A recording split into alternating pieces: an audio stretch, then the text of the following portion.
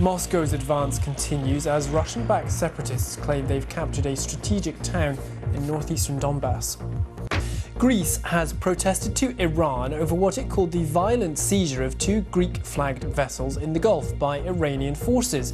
The move appears to be in direct response to the temporary seizure by Greece of a Russian-flagged ship carrying Iranian oil on suspicion it had breached EU sanctions over Ukraine. And the US Secretary of State Antony Blinken has said he's optimistic Finland and Sweden could join NATO in time for the alliance's summit in the Spanish capital Madrid at the end of June.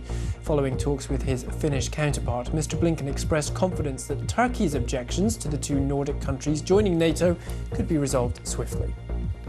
Ukrainian troops may soon be forced to retreat from the large eastern city of Severodonetsk. That's according to a senior official in the region. The governor of the Luhansk region says Russian forces are in the city and a Ukrainian retreat may be necessary to avoid becoming surrounded.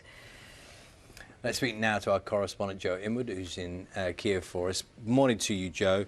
Talk to us about what's happening in Severodonetsk and just what the significance of that city is.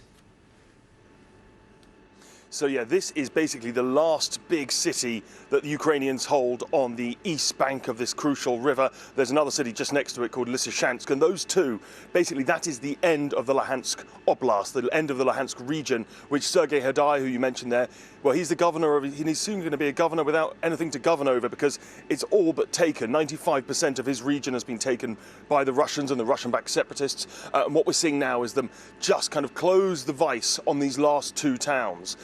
Whether they can make a retreat, that's what they're trying to work out now, I think. They are holding it. I mean, this is a big city. It's kind of defensible. They have been defending it.